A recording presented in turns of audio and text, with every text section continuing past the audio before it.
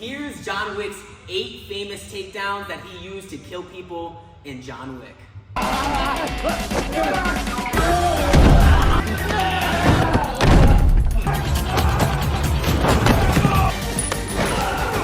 Move number 1, it goes by droppy panse nagi, not droppy panse nagi. Arm throw, shoulder throw, jap wizard, depending on what sport you do, wrestling, judo, jiu-jitsu, called by a lot of different names. All right, I'm gonna demonstrate a couple different variations of it, and then we're gonna go into the technique, okay?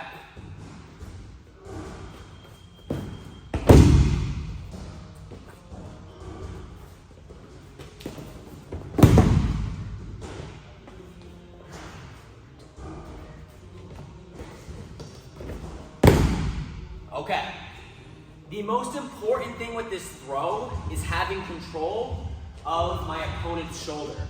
I'm gonna do that by pinching his shoulder between my forearm and my bicep, okay? I'm gonna uppercut into his armpit and pinch his shoulder in tight just like this. The other hand can have various grips. If they have clothing on, we can grab it. If they have more of a short sleeve, we can grab the wrist. We can hug it like this as well. Now, what is the lower portion of my body doing? You have a lot of different options. If you're in the street, dropping to your knees on concrete is probably not the best idea. So I would probably avoid that. But in competition, especially wrestling, I like dropping to my knees because they're in a stance. So this person's gonna be low. And it's hard to hit a throw without dropping to your knees because it's hard to get underneath of the person. In order to throw Mike, I have to get underneath of him. If I stay standing in this situation, it's hard to get low enough to actually throw him over top of me. So for wrestling, I'll drop to my knees. You can drop to one or both knees, okay? Both knees would look like this. One knee, I normally step my outside foot to the outside of his leg and just drop to that knee here. How I do the throwing portion. Once I make a 180 and his back, chest is facing my back, I'm going to pull the arm across, pretty much into my pocket right here. I'm gonna look in that direction and push off my legs. I'm gonna show you guys a couple little more tips with this technique. I recommend not doing this in jiu-jitsu. Definitely do it in judo. Wrestling depends. I like freestyle and Greco-Roman. For folk style wrestling, what you guys are doing in high school, college, I would stay away from this throw because I think the risk outweighs the benefit. And here is the risk to this throw. They can take your back. So if I go to throw, all right, and yes, I might throw to his back, but I end up in this situation. In folk style wrestling, I have scored no points. In jiu-jitsu as well, I have scored no points, and they're in a position to score points. For judo and freestyle, I may have scored 4 points or got the pawn and 1 in judo, so I think the risk does outweigh the reward, or whatever, other way around essentially. So if you're in judo, if you're in the street too, just depends. If you're on concrete, you know, they're definitely gonna be in more pain, so it might be worth it. But I really, if you don't like people taking your back, I would avoid this throw.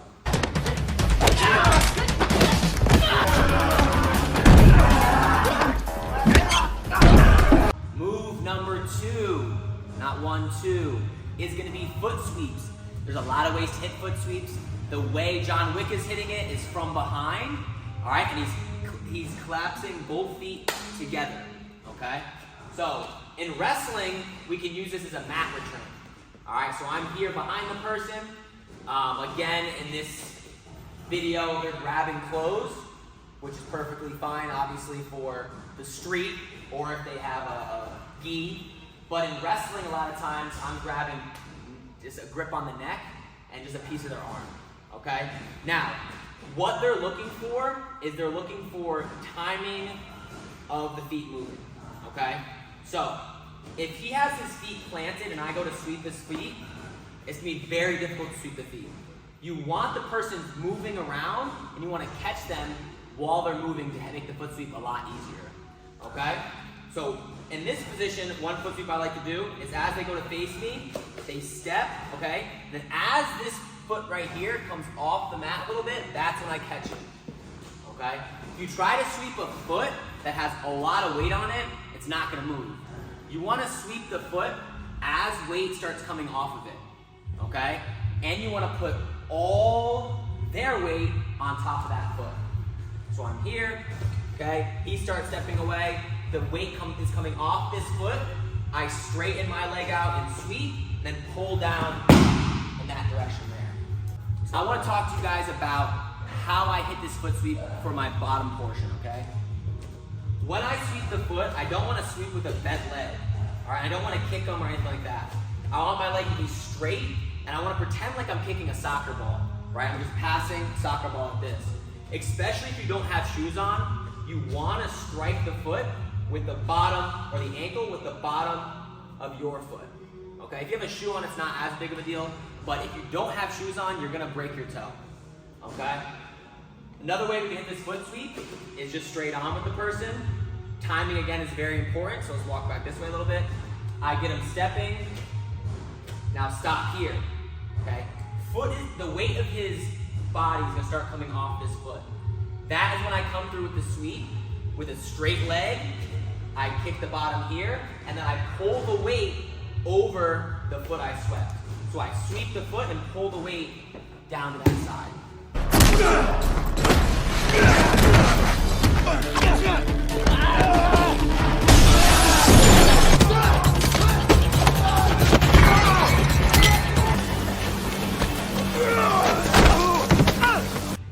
Move number 3, the fireman's carry. And there was some insane fireman's carry that Wick hit. One, I don't even know if I would call a fireman's, but a fireman's carry, similar to the arm throw, is all about controlling the shoulder. People focus when they do the fireman's on controlling the legs. That is not what you want to do. If you're going to be throwing the person in a fireman's carry, you want to focus on control of that arm and that shoulder. I'm going to show you guys a couple different variations, and then we'll break the technique down.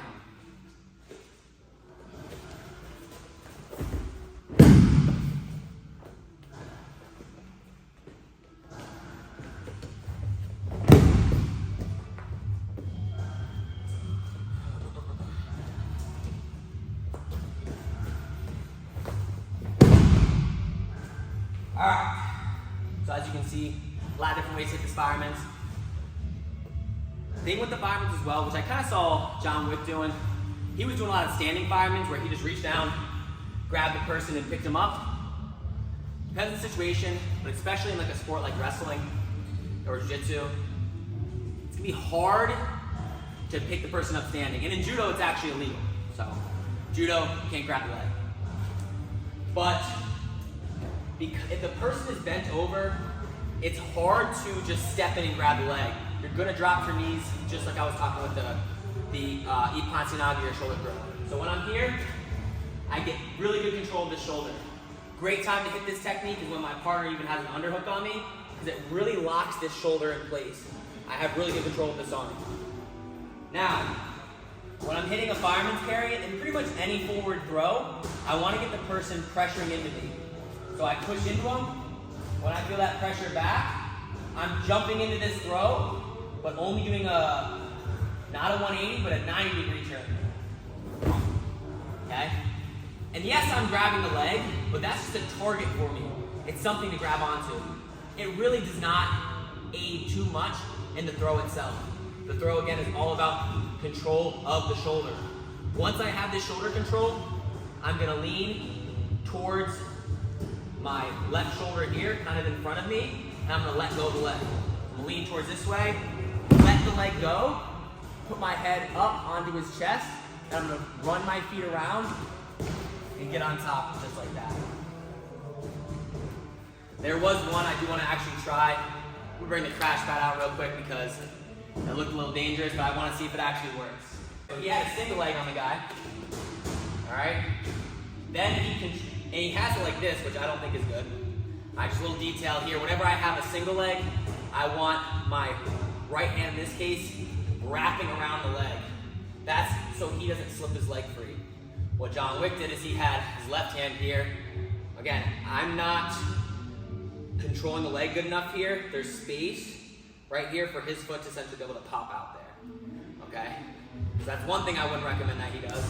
And then he starts grabbing this arm, bringing it over the top here, and getting into a fireman's carry from here. We'll rotate this way. I don't want to hurt anybody. But once he gets here, he goes up and throws it through there. So I think we'll just do it. I was just done because it looked cool, but I would kind of avoid that technique. My technique I would do from a single leg is I'm just gonna sweep their feet out of underneath of them. Kind of like that foot sweep technique we learned earlier. Get them hopping, sweep their foot, and control the situation there. I would not hit that crazy fireman's move. Technique number 4, Osoto gari. Essentially it's a sweep, similar to a foot sweep, and it's thrown backwards. If you've trained in jiu-jitsu or you train in judo, it is probably the first technique you've learned how to drill. And the drill looks similar to this, okay? Grab the shirt, or lapel and sleeve, you step, and you use, the drill is kind of like this. And it's one of the first drills you learn. But I'm gonna tell you right now, that throw, Osoto gari, is one of the most difficult moves to master in competition. It is very easy to defend this throw. It's still a great technique for judo and even for jiu-jitsu, but I think it's just very technically difficult. The way it was thrown in the movie is he got a lock on the wrist here, all right? Similar to an Americana, right?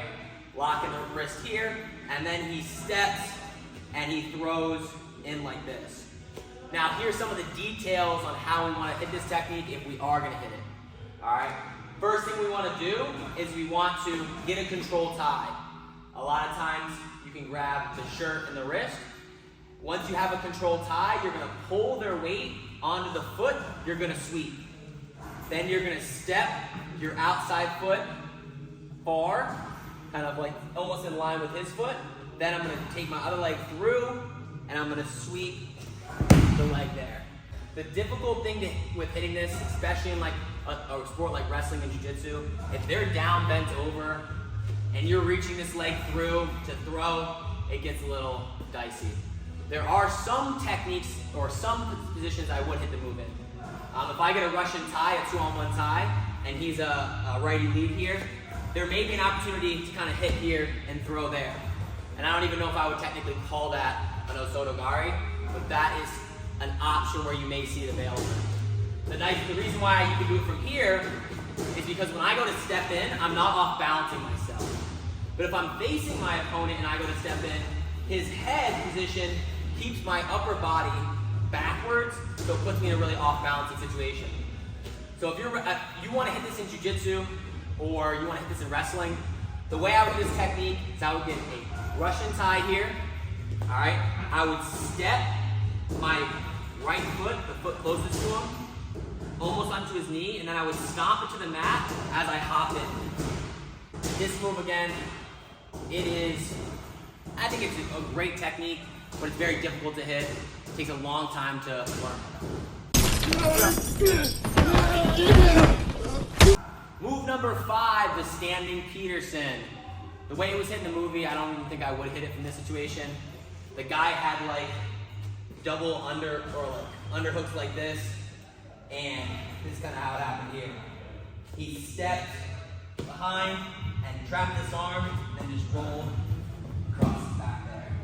This isn't traditionally how it would be hit in a wrestling match, because what he's doing is called a full Nelson, which is illegal. So you wouldn't really end up in this situation. You normally end up in more of a situation like this, okay? Now when I'm here, I'm looking to step around the person. So that sometimes becomes very difficult. So a lot of times what you'll see people do is you'll see people bait this move with a standing switch, okay? So if I want to hit a Peterson to this side here, okay? I need to get his body circling into that so that it makes it easier to step there. So what I'll do in order to bait this technique is I'll fake a standing switch to this side to get him to circle his feet over to here, and then I'll switch sides and I'll hit the standing Peterson. So I'll bait the switch, he circles, then I step behind here. Definitely need to trap the arm that's coming around you on this side. In this case, is left arm. This arm is not as important. If you don't trap this arm, when you go to roll, he's gonna post his hand and the technique is not gonna work. So, step one, I'm stepping behind him just like this. I trap the arm, then I'm just gonna roll, do a sideways roll to my left shoulder here, and bring it right over here. A lot of times the Peterson, this is how you're gonna end. One hand in between, grabbing the wrist here.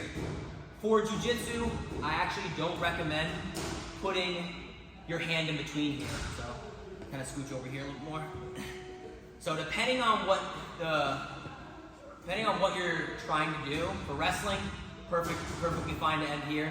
For jiu-jitsu, there is a little bit of a risk having your arm in between. I would tend to end with the arm controlling the hip here. Reason being is they can push your head in between the legs and throw your legs over top and start looking for a triangle here. So in general, for jiu-jitsu, if I'm hitting a standing Peterson, instead of ending with my hand in between, my hand's gonna end on the outside here.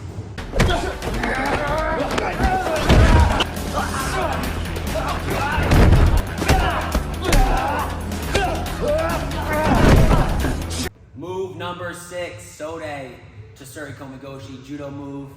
This move is kind of wild. It's definitely only gonna work when your partner has long sleeves on, or obviously if it's judo or jiu-jitsu, they have a gi on. What you're gonna do is you're going to control both of the wrists of your opponent. You could probably do the technique from just grabbing the wrist itself. They have short sleeves, but as far as I know, I've only hit it from actually grabbing the fabric itself, okay? This throw, somewhat similar to Ippon Nagi. The similarity is this. I'm gonna be doing a 180 and facing the same direction as my opponent, all right? And the same rules apply also with the dropping portion. I said earlier, if you drop to your knees, you automatically are gonna off balance them, what's known as kazushi. If you stay on your feet, you're gonna have to really pull the person first to get them off balance so it makes the throw easier. Okay, here's the steps to the throw. I grab the 2 sleeves, all right? I'm going to pull them towards me. I'm gonna step my feet, right foot to his right foot. I'm gonna step my left foot back to here. Now, one thing that we teach here at Iron Faith is when I'm gonna hit this throw, I'm actually gonna rotate a little bit more. So instead of ending facing the same direction, I'll actually turn even more, get my hip out here. Once I'm here, I'm pulling the arms, my body is looking this direction, and I'm coming to the mat here. And the reason why I'm falling right now is just to make it a little easier for my partner. You don't have to fall with them. You can throw them over and not fall at all. No, nothing bad with that. And one thing I actually want to show you is we can drop to our knees like I was saying, and that's kind of what we saw in the movie. So all those same things apply. If I have these 2 grips, I can drop to one knee or both. I can drop to both knees here and pull through. I can drop to one knee here, or my bad, that's not one knee. One knee here and throw there as well. One other thing, you can do it with one arm. Right, you don't need both arms to control. The nice thing with both arms is they can't post to avoid the throw. But if you just have one arm, you can pull that one arm and come through here. And a lot of times, circle this way, if you end up in this position, a lot of times you grab their pants or their hip to help have a little bit more control before you go for the throw. Show you guys what it might look like a little bit more live, but I'm here, I get these wrists, I drop it, and I pull through there.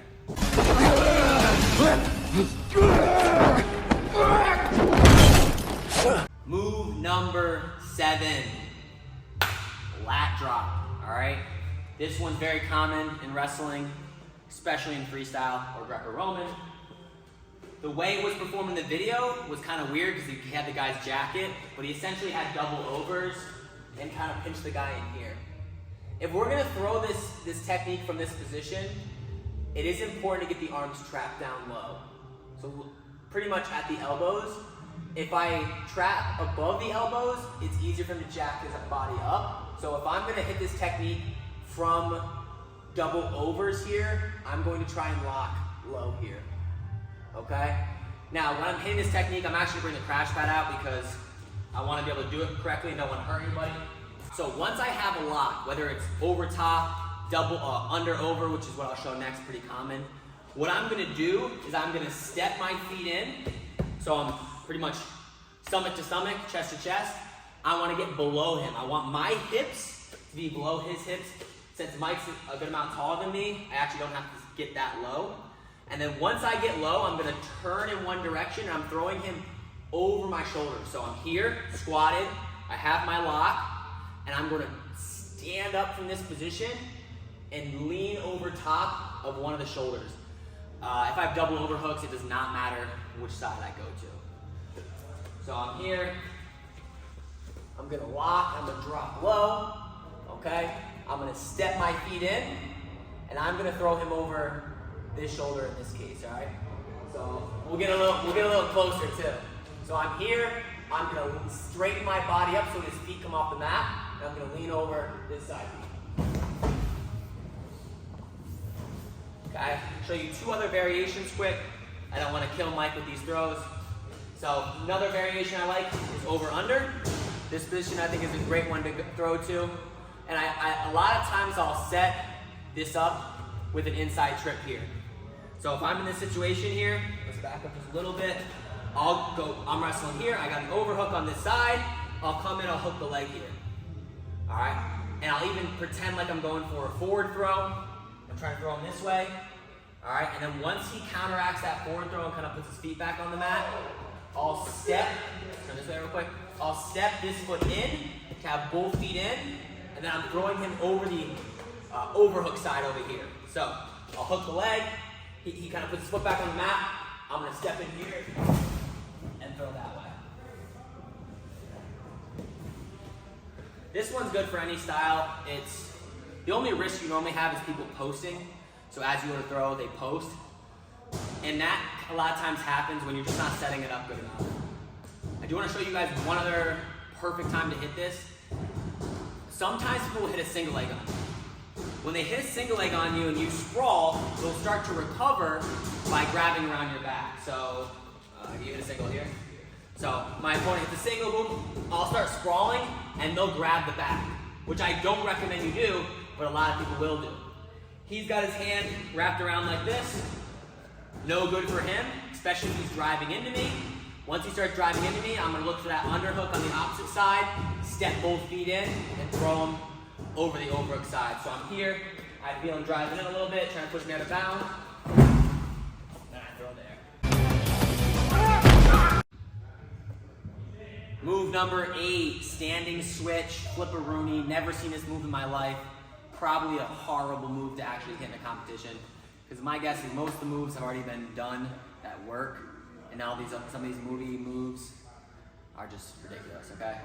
So, but here's how he did it. The guy had a gun, so he's like, move that thing out of the way. Then he reaches in for what we call a switch position. A switch position is where I pretty much trap his arm in this position like this. Okay, so my hand is going over his arm, and then I'm grabbing his inner thigh here. All right, and then we use this technique, this kind of lock, to throw the person over. Almost with like a sumigashi kind of throw. So I'm here, he steps in, he traps the arm, we end up in a switch position here. We both pretty much have the exact same position. Then he steps his left foot around, he being John Wick. Boom, here, and then he sits to his butt, and he's gonna throw him over top of his shoulder in this position. As he's doing this, he keeps control of that arm. So I'll show you what this looks like. Step, reach in here, step around, squat down this way, throw over that way. So we're here, I'm reaching over top, coming into the switch, I'm stepping around, sitting in my butt, throwing over top there. And those are the 8 techniques that John Wick does to kill people. Subscribe to see our next video. Comment below if you have suggestions.